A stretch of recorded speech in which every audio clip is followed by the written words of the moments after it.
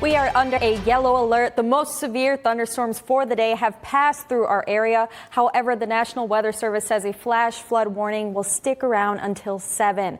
Let's take a look at some of the video from our area today. This is from 390 South this afternoon. The entire left lane was flooded with troopers and sheriffs blocking it, making sure no one was getting onto it. We have team coverage of today's events. First Alert meteorologist Stacy Pengen is standing by with what we saw. But first, Victoria McIlvain brings us how conditions are looking right now. Victoria. Thank you, Adelisa. Yeah, definitely improving. I'll say that to start out with. A lot of the heavier showers and storms moving off into the southern tiers, south and west of us, east of us into Elmira and Binghamton. We also do have some thunderstorms still off over eastern Lake Ontario and through Galen right now. But the rest of us, we are clearing out nicely, slowly, but nice. So south of I-90, we're still seeing some showers and storms near Caledonia. We do have some flash flood warnings still in effect while runoff still occurs and floodwaters continue to recede. So that is in effect until 7 p.m. for Monroe County, Northern Genesee County, Orleans County,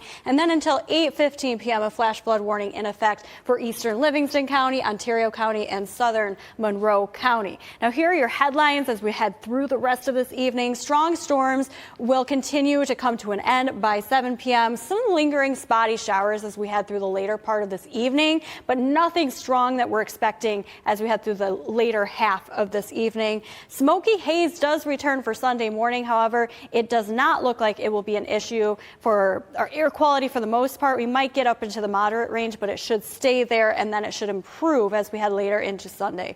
So 73 degrees right now, winds out of the west at 12 miles per hour. As we head through the next few hours, like I said, that rain will be tapering off. We'll be left with partly cloudy skies, and temperatures will dip down into the 60s.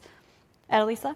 All right, Victoria, thank you for those updates. We're going to toss things over to First Alert meteorologist Stacy Pengen. Stacy, we were under a red alert for a bit there. Yeah, we were, and it was because the storms got pretty intense. We actually had 2 tornado warnings earlier this afternoon. The first was actually down into the Finger Lakes region. First Alert meteorologist Nate Morris was covering this nonstop as it was popping up. Then we had another one that was in portions of Orleans County and then actually stretched into Monroe County as well.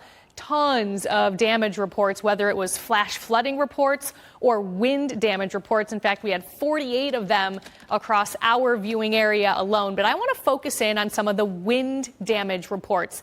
And one area in particular, the Victor area, this was one cell, a line of these damage reports. And just a few of these, a tree fell on a house on Main Street.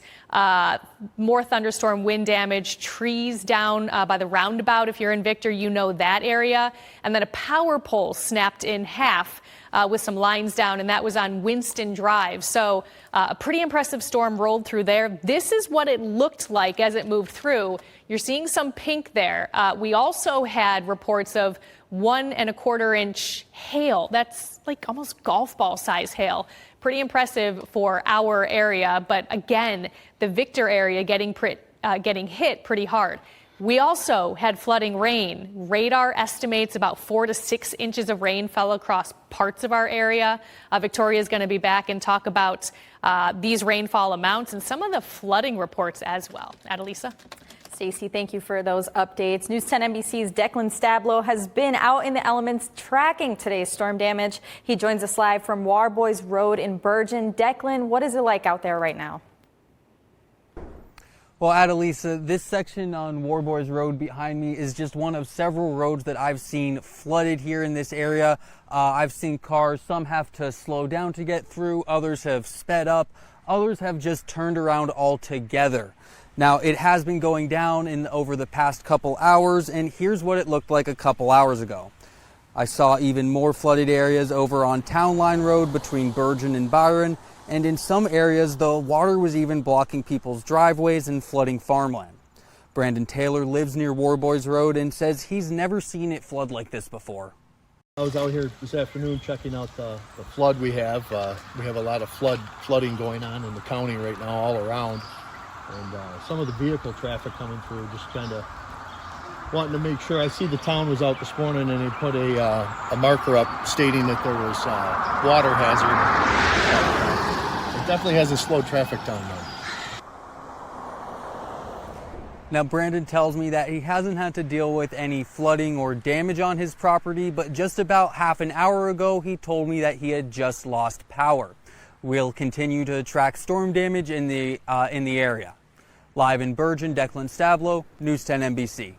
All right, Declan, thank you so much. This is your reminder. If a roadway is flooded, do not enter it. The heavy rain is causing significant problems in Henrietta and across Monroe County, with multiple water rescues reported. Now, these pictures were posted by the Henrietta Fire Department. Emergency crews say they have responded to several incidents involving driners who ignored road closures and attempted to cross flooded streets. Calkins Road at West Henrietta Road and Calkins Road between East Henrietta Road and Pinnacle Road are both closed due to flooding. The fire department urges people to avoid unnecessary travel and follow all barricades until conditions improve. Check out these pictures from Keisha Cintron. This is on Bourbon Way in Gates, just off of Brooks Avenue near the airport.